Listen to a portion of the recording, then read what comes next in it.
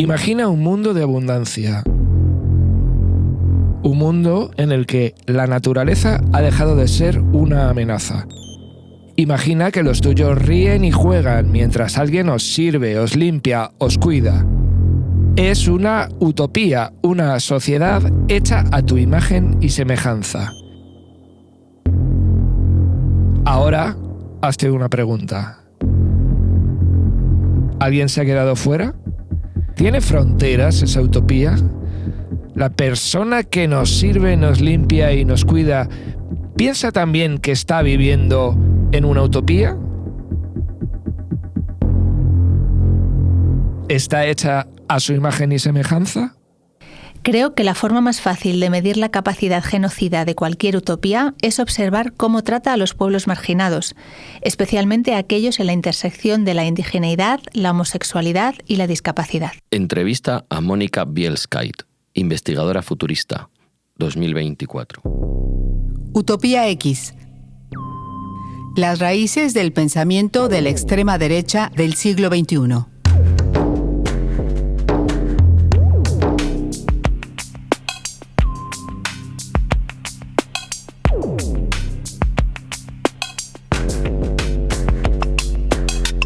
Episodio 1. La llegada del cisne naranja.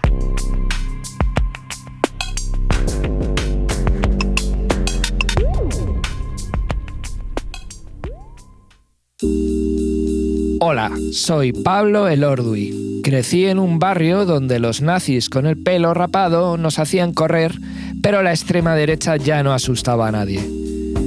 Soy una de las personas que fundaron El Salto, un periódico que es, entre otras muchas cosas, antifascista. Con este podcast pretendemos trasladar de manera sencilla pero con profundidad algunas de las claves de ese pensamiento que se ha llamado postfascista. Entender cómo hemos llegado hasta aquí, pero también cuál es el futuro que tenemos que evitar.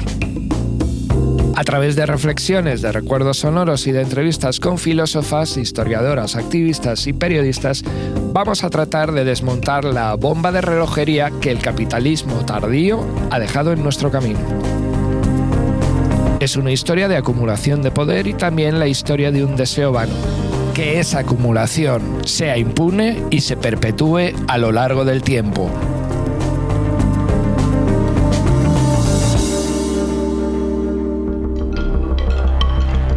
Es una situación peligrosa porque las crisis de gobernabilidad son siempre, en términos políticos, muy peligrosas y siempre han sido el caladero de los fascismos.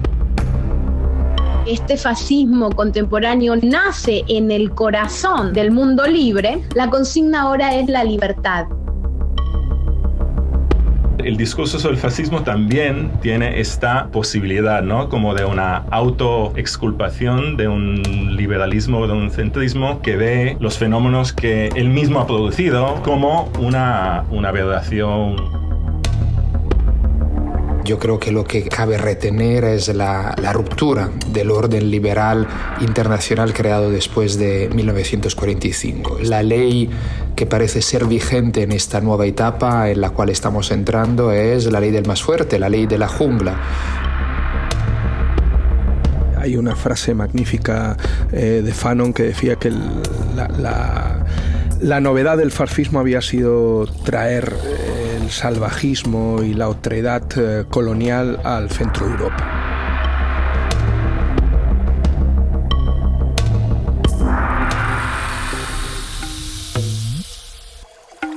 No existe el pueblo palestino, dijo la primera ministra israelí Golda Meir en una entrevista en 1969. La negación de la realidad, el intento de borrar la historia para moldearla a martillazos hasta que encaje en el proyecto utópico de la creación del Estado de Israel, nos aproxima al cruce de caminos entre el fascismo y las democracias modernas. Israel está mostrando al mundo cómo la idea de un nuevo amanecer donde los sueños se cumplen tiene un reverso siniestro. Las utopías de la extrema derecha son la condena de miles de personas en todo el mundo. Tienen su propio lenguaje y sus medios de comunicación. Un artículo publicado el 7 de marzo de 2025 en The New York Times establecía patrones en el borrado y tuneado de más de 5.000 documentos oficiales. La nueva administración Trump, que arrancó en enero de ese año, emprendió una ofensiva contra lo woke. En el mundo deseado por Trump, debían dejar de existir palabras como mujer, antirracista, desigualdades, nativo americano, no binario, injusticia o justicia social. En la utopía que Trump inauguró en enero de 2025 hay conceptos y palabras que están amenazadas, igual que aquellas personas, comunidades y grupos a las que nombran. El consejo editorial de Fox News ya puede anunciar oficialmente que Donald Trump se va a convertir en el 47º presidente de los Estados Unidos. Entonces, amigos míos, no olviden las razones por las que nos atacan con tanta dureza y deslealtad. Nunca olviden que lo hacen por una sola razón. Vamos ganando. Ustedes van ganando. En el futuro inmediato, el gobierno italiano tiene la intención de adoptar medidas extraordinarias para abordar el número de llegada de barcos que hemos visto a nuestras costas en los últimos días. ¡Eso! ¡Sí! ¡Zurdos, hijos de puta! ¡Tiemblen! ¡La libertad avanza! ¡Viva la libertad, carajo!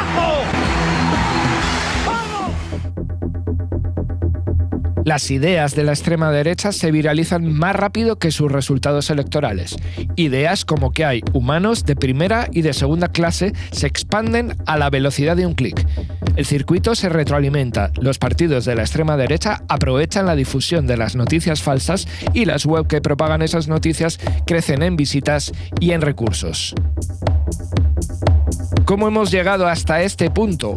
¿Cuándo se comenzaron a perder de vista los valores aparentemente sólidos emanados de los traumas del siglo XX y empezamos a caminar el angustioso retorno hacia la retórica clásica del enemigo interno, del bárbaro invasor y de la patria en peligro?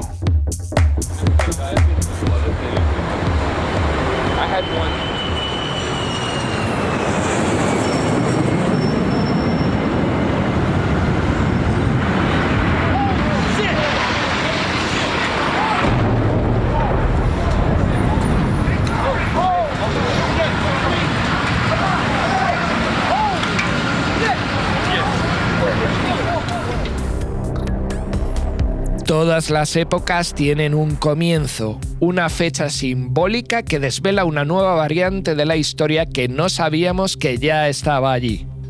Podemos llevar el principio de esta época al arranque de la guerra contra el terror tras los atentados del 11 de septiembre de 2001. Podríamos contar cómo las invasiones de Afganistán e Irak abrieron la puerta a mayores prácticas de impunidad por parte del personal al frente del cuadro de mandos de Estados Unidos.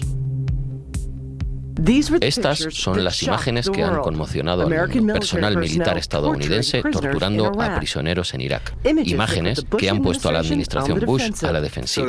A los iraquíes que fueron maltratados por miembros de las Fuerzas Armadas de Estados Unidos, les ofrezco mis más sinceras disculpas. Es incompatible con los valores de nuestra nación. La teoría ejecutiva unitaria, aplicada por el vicepresidente de Estados Unidos Dick Cheney y por el presidente George W. Bush, abrió en canal las posibilidades de la aplicación de la violencia de Estado en todo el mundo. Tortura, impunidad, poderes excepcionales. Son términos que en los años que siguen a la guerra contra el terror se concretan sobre los cuerpos de personas a lo largo del planeta y que encadenan a las democracias liberales con el autoritarismo en un hilo que recorre la historia del progreso.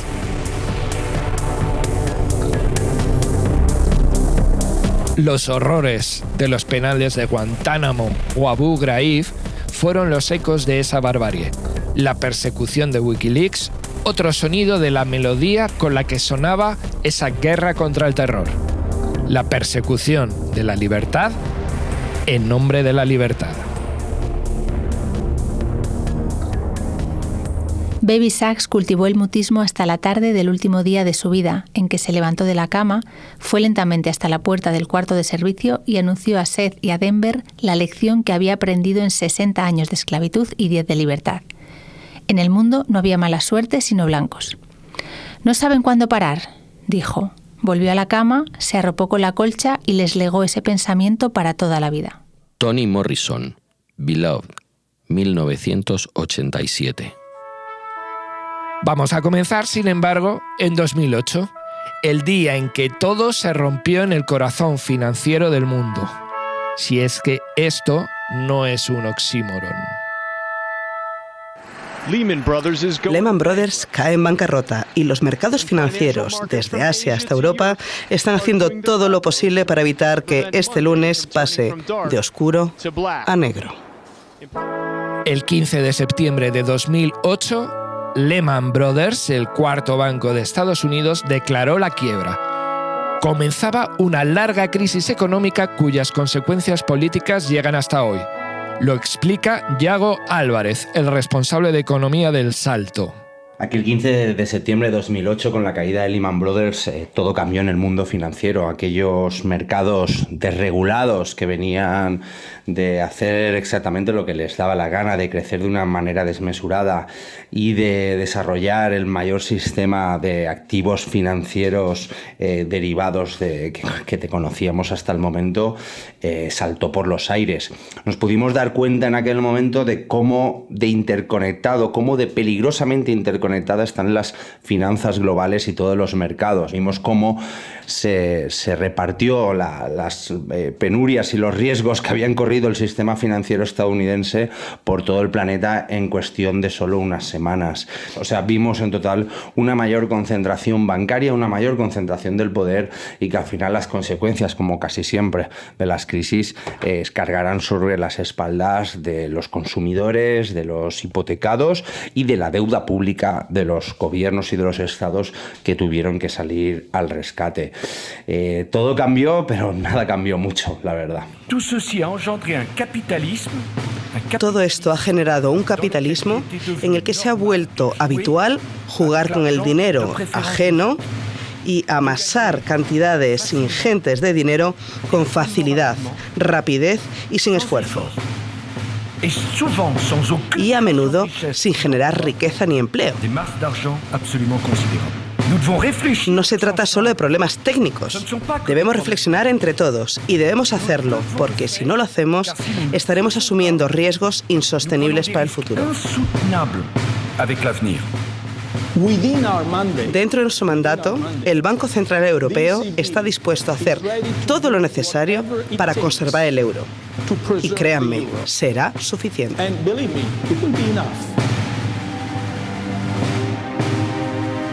No hubo una refundación del capitalismo, o la hubo en dirección contraria a la de los intereses de las mayorías. Según datos de Naciones Unidas, desde la crisis financiera mundial de 2008, el número de multimillonarios se ha multiplicado por más de 2. En 2024, la riqueza conjunta de los 1.000 millonarios creció 3 veces más rápido que en 2023. Para el cineasta Alexander Thomas, el camino que han escogido los más ricos está claro. 45 años de política neoliberal han empeorado mucho la vida de casi todo el mundo. Tenemos unos servicios sociales mucho menos fiables y muchos de ellos han sido privatizados. Sin embargo, la deuda pública también ha aumentado, así que no hay dinero para reconstruir los servicios públicos que hemos perdido. La desigualdad ha aumentado considerablemente. Hay un número sin precedentes de multimillonarios y su riqueza se ha disparado. De hecho, los multimillonarios se están escapando con todo el dinero. Es muy difícil mantener una democracia estable con este nivel de desigualdad, precariedad y disminución de los niveles de vida. Una situación que solo puede empeorar a medida que los efectos del cambio climático y las divisiones políticas se agraven. Lo cierto es que los multimillonarios tienen 2 opciones. Pueden aceptar políticas que desafíen su exceso de riqueza y poder, o pueden tratar de distraer la atención con campañas que promuevan el odio hacia grupos marginados y vulnerables. Y no es de extrañar que hayan elegido esta última opción. El gobierno ha decidido Reducir las retribuciones del personal del sector público en un 5% de media a partir de junio de 2010 y congelarlas en 2011. Suspender para 2011 la revalorización de las pensiones, excluyendo las no contributivas y las pensiones mínimas. Eliminar el régimen transitorio para la jubilación parcial previsto en la Ley 40/2007. Eliminar la prestación por nacimiento de 2.500 euros a partir del 1 de enero de 2011. Suprimir para los nuevos solicitantes la retroactividad del pago de prestaciones por dependencia al día de presentación de la solicitud. Una reducción entre 2010 y 2011 de 600 millones de euros en la ayuda oficial al desarrollo. Una reducción de 6.045 millones de euros entre 2010 y 2011 en la inversión pública estatal. Y se prevé un ahorro adicional de 1.200 millones de euros por parte de las comunidades autónomas y las entidades locales. Permítanme decir que ha sido triste ver que un gesto responsable y, cabe decir que generoso, como mi renuncia, haya sido recibido con silbidos e insultos. Sin embargo, a pesar de los cientos de manifestantes que ayer salieron a las calles, millones de italianos saben que hemos hecho todo lo posible para proteger a nuestras familias y nuestras empresas de la crisis mundial que ha golpeado a todos los países avanzados. El primer ministro griego, George Papandreou, dimitirá como parte de un acuerdo para formar un gobierno de unidad.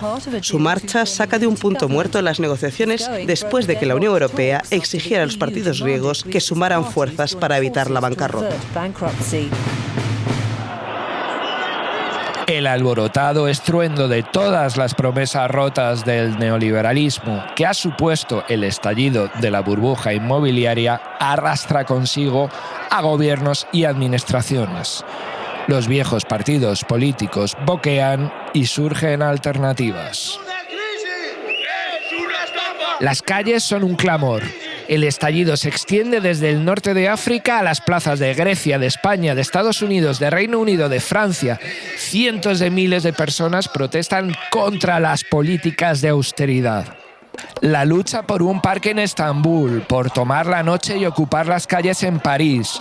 Las peleas por nuevos espacios donde compartir todas las ideas que están flotando en el aire son al mismo tiempo metáforas y concreciones de lo que está teniendo lugar en medio mundo. Los espacios y organizaciones para la vida en común, escuelas, hospitales, los sistemas públicos de pensiones y los servicios sociales se ven amenazados por la reconversión que el capital está llevando a cabo para asegurar sus tasas de ganancia. A medida que se acrecienta el descontento, el poder reacciona aplicando políticas de mano dura contra sus propios pueblos. Leyes de seguridad ciudadana, represión de manifestaciones con nuevo armamento policial y burorepresión. El repertorio no difiere mucho de unos países a otros. Los tribunales, los ejércitos nacionales y privados y la represión policial y paramilitar apuntalan los estados feroces en todo el mundo. Vincent Bevins, autor del libro Si ardemos, ha analizado esta época. Creo que 2011 fue un momento en el que las élites se sorprendieron mucho. Y creo que en algunos países, algunos más que en otros, había una oportunidad real de lograr una transformación social auténtica. Si no se aprovecha en ese momento, ocurren dos cosas. Una, que autoritarios como el general Sisi, que tomó el poder mediante un golpe militar contrarrevolucionario en Egipto en 2013, hacen todo lo posible para asegurarse de que no haya otro levantamiento como ese nunca jamás. Y, en segundo lugar, también hay una especie de fatiga o desilusión política entre la población, que ha salido a la calle y ha luchado y ha visto que las cosas no cambiaban. Y a menudo pasa mucho tiempo antes de que un nuevo intento dé frutos, porque hay algo así como una especie de resaca política. Con los modelos de gobierno de Recep Tayyip Erdogan en Turquía, Víctor Orbán en Hungría, Álvaro Uribe en Colombia o Vladimir Putin en Rusia, la extrema derecha europea y americana comienza a vislumbrar la salida a su aislamiento histórico. Sin embargo, los políticos de los partidos tradicionales y gran parte de la opinión pública avalan esa transformación, equiparando a todas las expresiones políticas partidarias de la canalización del descontento.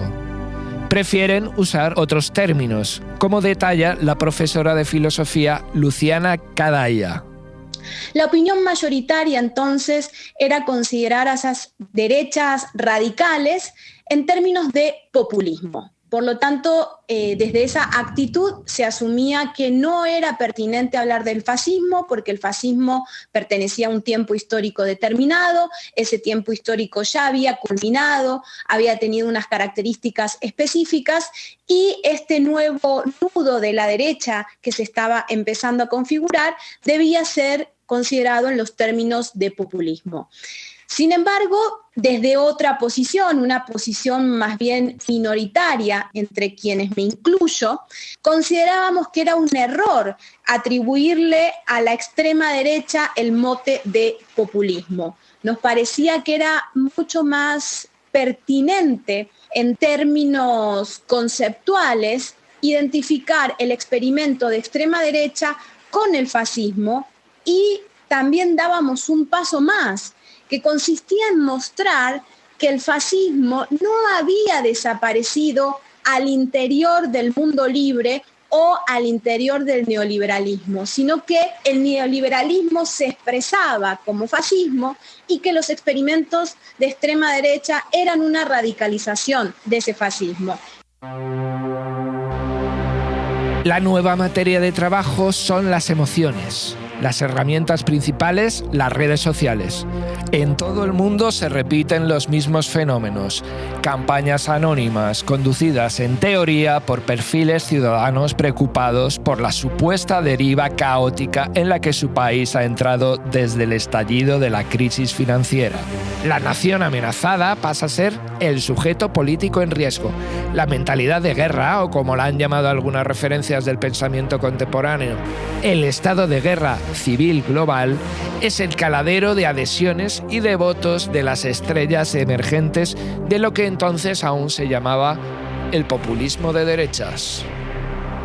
En lugar de lamentarnos por la afluencia de las emociones a la política, deberíamos valorar la capacidad de la democracia de dar voz al miedo, el dolor y la ansiedad, que de lo contrario podrían tomar un rumbo mucho más destructivo. Si hemos de avanzar en esta nueva época y redescubrir una estabilidad superior, necesitamos, por encima de todo, comprenderla. William Davis, Estados nerviosos, 2018. En plena posmodernidad resuenan las ideas de un polifacético y tóxico personaje de los siglos XIX y XX. Gustave Le Bon, autor del libro La multitud, un estudio de la mente popular. Un autor que entendió que la impulsividad, la irritabilidad, la incapacidad de razonar, la ausencia de juicio del espíritu crítico y la exageración de los sentimientos era el material para el siglo en el que surgió el fascismo clásico. Ese material que había quedado a priori descartado de la acción política ha cobrado fuerza en el pensamiento neoconservador surgido en Estados Unidos en este principio de siglo y se ha extendido por el resto del mundo.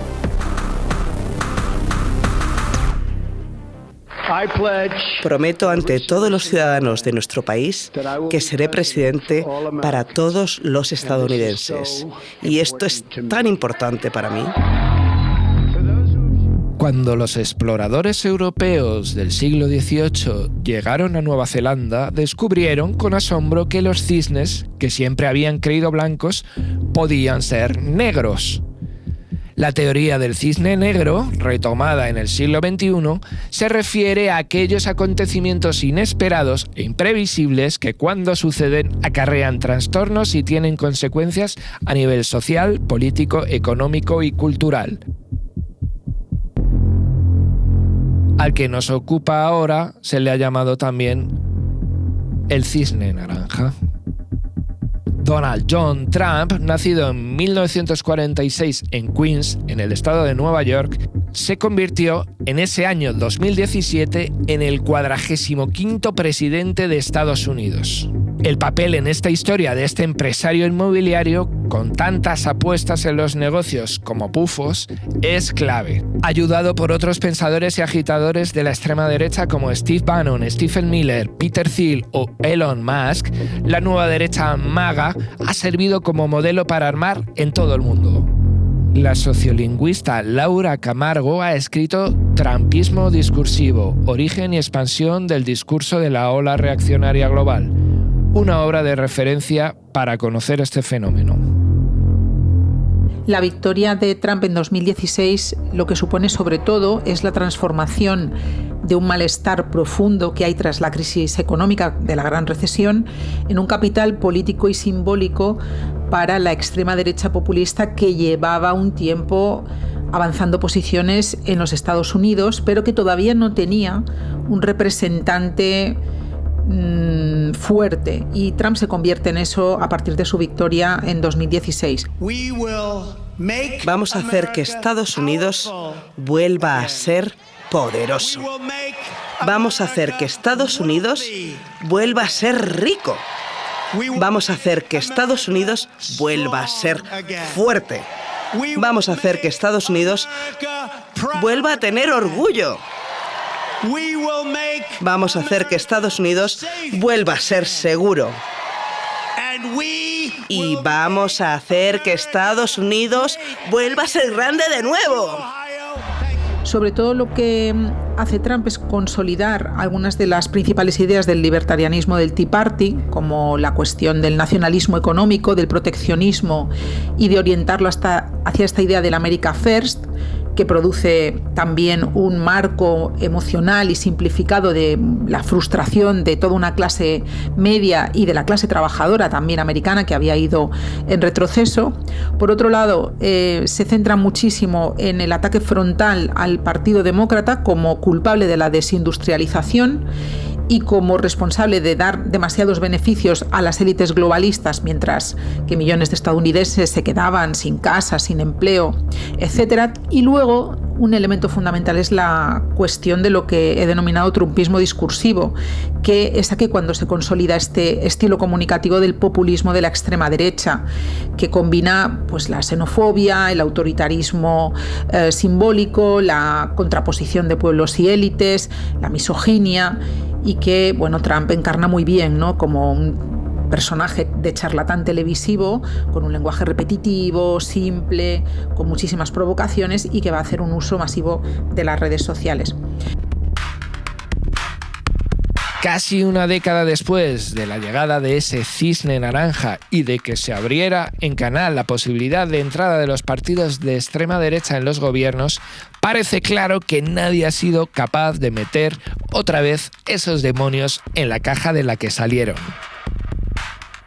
Las contradicciones internas de las democracias liberales y los sistemas económicos en los principales países del mundo explican ese crecimiento. Por primera vez en la historia, las 4 mayores democracias europeas tienen partidos de derecha nacionalista encabezando los últimos sondeos. En Alemania, después de las elecciones federales de 2025, Alternativa por Alemania ha llegado a superar al partido conservador CDU en intención de voto. 1 de cada 3 votantes franceses elige a mediados de 2026 al partido de Marine Le Pen, agrupación nacional, heredero de la extrema derecha colonialista francesa. En Italia gobiernan los Fratelli d'Italia de Giorgia Meloni, un partido surgido del movimiento social italiano, la referencia del fascismo tras la caída de Benito Mussolini. En Reino Unido, la victoria del laborismo sin alma de Keir Starmer ha sido un canto del cisne. La derecha conservadora no se ha recuperado y, en 2026, encabeza las encuestas Reform, el partido de extrema derecha de Nigel Farage, que basa sus consignas en el racismo elitista Made in Britain. Los partidos de la nueva extrema derecha ganan elecciones en Europa del Este y Latinoamérica. Crecen electoralmente también en España o en países que parecían vacunados como Portugal. Stephen Forti, autor de Democracias en Extinción. aquí se está abriendo una etapa donde yo creo que veníamos desde el 2008-2010 con la crisis económica, las políticas de austeridad, repitiendo constantemente que el neoliberalismo estaba en crisis como modelo hegemónico. Y era cierto, es cierto, pero ahora yo creo que me he centrado en otra etapa en que el neoliberalismo ha tomado la delantera y la iniciativa y se ha renovado y intenta ser nuevamente hegemónico, pero es un neoliberalismo de nuevo tipo. Ya no es solo el neoliberalismo, digamos, del thatcherismo y del reaganismo desde finales de los 70, tras el fin del consenso keynesiano que se dio en aquel entonces. Es decir, este nuevo neoliberalismo se ha quitado justamente, digamos, la venda progresista, pongámosle comillas al progresismo, pero la defensa de la sociedad abierta, de una serie de derechos civiles, de la igualdad racial, de la igualdad de género, que el mundo, por ejemplo, de Silicon Valley venía defendiendo, pues ahora ya no lo defiende. Reivindica explícitamente posiciones autoritarias, antidemocráticas, viene diciendo, ¿no?, que la democracia es un sistema fracasado. Hay un núcleo ideológico que organiza el fascismo contemporáneo, o a esta versión más radicalizada del fascismo en figuras como Trump, Bukele, Milei, Noboa, Abascal, etcétera. Me parece que es el neoliberalismo. No dudaría en decirlo en estos términos. Y por eso ciertos líderes europeos no saben cómo posicionarse, porque en el fondo este fascismo neoliberal o fascismo libertario lo que ha desnudado es el secreto del neoliberalismo. Incluso ha desnudado el secreto o el cuarto de máquinas del neoliberalismo democrático, que fue hegemónico durante tantos años. Buenas noches, soy Peter Thiel. Desarrollo empresas y apoyo a quienes crean cosas nuevas, desde redes sociales hasta cohetes. No soy político, pero Donald Trump tampoco lo es. Ese hombre, con un traje ligeramente grande para su talla y un gesto ligeramente desabrido que se dirigía a la convención republicana de 2016 para celebrar a Trump, es Peter Thiel, el primero de los magnates de Silicon Valley que creyó en ese cisne naranja. Hasta ahora, Thiel era mucho menos conocido que Mark Zuckerberg, Jeff Bezos o Elon Musk. Pero su pensamiento paranoico delirante, combinado con sus intereses en los negocios armamentísticos, de la cibervigilancia y el control social a través de la tecnología, lo convierten en una figura clave del tecnocapitalismo del siglo XXI. Un visionario con poder e influencia que combina visiones apocalípticas con propuestas utópicas. Una evolución del neoliberalismo que representa ante todo un hecho: que las democracias liberales están en peligro.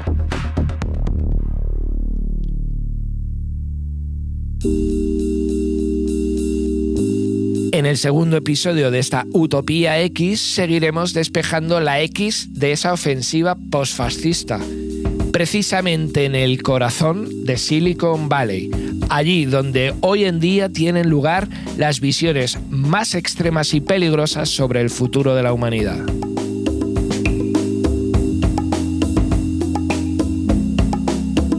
El próximo episodio pasará por un desfiladero de unos y ceros para comprender ideas como el transhumanismo o el largoplacismo y cómo éstas se han encontrado con los líderes globales de la extrema derecha.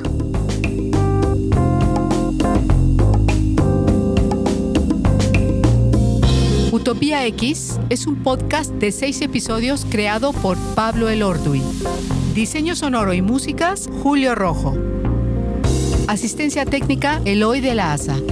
Con la colaboración de Susana Albarrán, Patricia Reguero y María José Castro Laje. Arte y diseño gráfico, Byron Maher y Jaime Gracia. En este episodio han participado Yago Álvarez, Vicent Bevins, Luciana Cadalla, Laura Camargo, Steven Forti, Fernanda Rodríguez, Alexander Thomas, Alberto Toscano y Miguel Urbán. María José Castro Laje ha interpretado las voces de Marine Le Pen, Giorgia Meloni, Donald Rumsfeld, Nicolás Sarkozy, Mario Draghi, Silvio Berlusconi, Donald Trump y Peter Thiel. El resto de voces han sido interpretadas por Julio Rojo y María José Castro Laje. Utopía X es un podcast de El Salto Radio dirigido por Pablo Elorduy y Julio Rojo.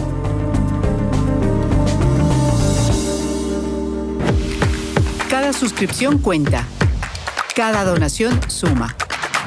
Hazte socia del Salto.